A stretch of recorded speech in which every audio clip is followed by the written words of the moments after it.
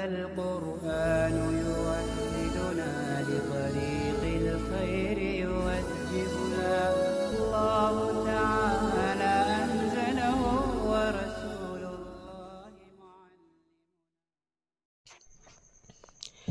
بسم اللہ الرحمن الرحیم۔ آج ہم علم النحو کے ایک اور نئے سبق کو پڑھیں گے۔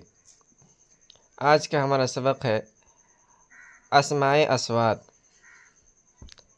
ما قبل میں ہم نے پڑھا تھا کہ اس میں غیر متمکن یا مبنی کی 8 قسمیں ہیں، جن میں سے ہم نے شروع کی 4 قسموں کو پڑھ لیا۔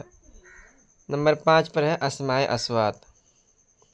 اسماء اسم کی جمع ہے اور اصوات یہ صوت کی جمع ہے، اس کے معنی آتے ہیں آواز۔ اسماء اصوات کسے کہتے ہیں؟ کہہ رہے اسماء اصوات وہ اسماء ہیں جن سے کسی آواز کی نقل مقصود ہوتی ہے۔ مثال سمجھا رہے ہیں، جیسے اگر کسی کو کھانسی ہے تو کھانسنے کی آواز کی جو نقل ہوتی ہے وہ ہے اوہ اوہ، یہ کھانسی کی آواز ہے۔ اسی طرح اف اف، یہ درد اور کرب کی آواز ہے۔